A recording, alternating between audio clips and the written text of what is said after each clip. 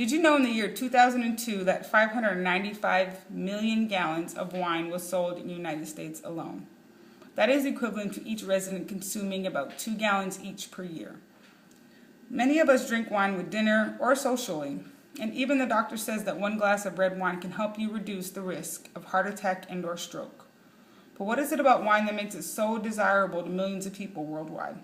And also, how is it made? Wine is actually derived from grapes by fermentation. Does that even sound appealing? When I think of fermentation, I think about something that has gone rotten or something that has gone past its expiration date. During the fermentation process, the grape is actually turned into an alcoholic beverage. Hi, I'm Tasha, and today I will be discussing how wine is made.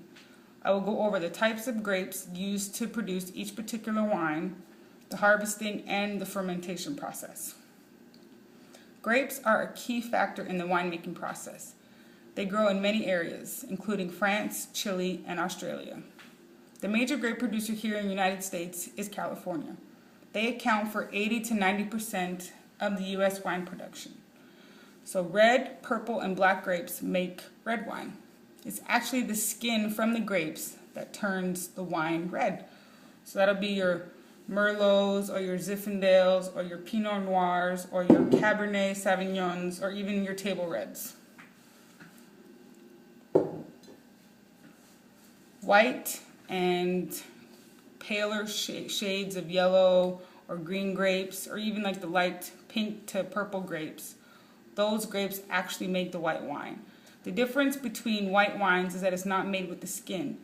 So instead, the juice of the grape is gently pressed out of the grape and the skin and seeds are left behind. That makes your Rieslings, your Sauvignon Blancs, your Moscatos, and stuff like that. So now that you know what grapes make what wine, let's talk about how wine is harvested. In the falls, wineries call it crush time. This is when the workers will pick the grapes by hand. We'll go vine by vine by vine. After the workers are done harvesting the grapes, they are then transported to the winery. Once the grapes have arrived at the winery, they are placed in the crusher. Now this is a giant perforated drum that rotates. The holes in the drum allow the juice and skins of the grapes to pass through. The crushed grapes and juice are called must. Now red grapes are sent directly to the fermentation tanks, while on the other hand, white grapes must first be sent to the wine press. A wine press is where the juice is separated from the skins because, as I stated before, white wines are fermented from skinless grapes. So after the grapes are harvested and sent to the wine press, the fermentation process can begin.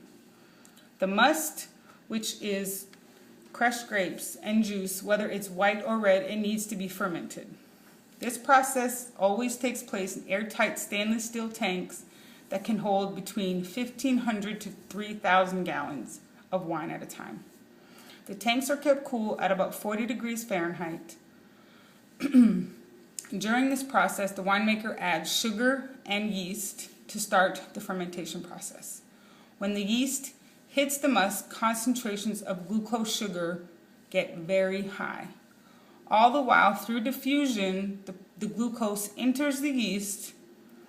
As the glucose enters the yeast, it creates a 10-step process called glycolysis.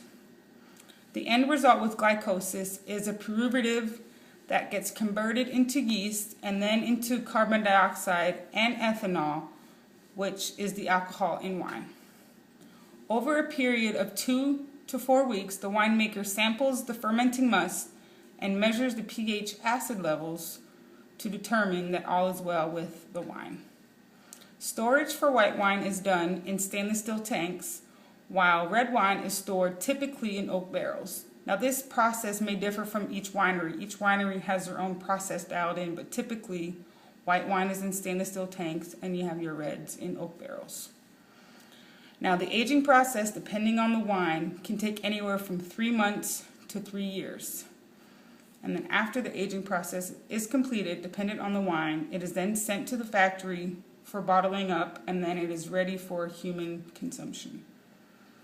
I hope that you enjoyed learning at all the complexity that it takes to produce wine. So we talked about the different types of grapes and the wine they produce.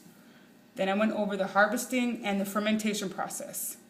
So there are no known benefits from drinking white wine, but red wine can help you age a little more gracefully. Thank you.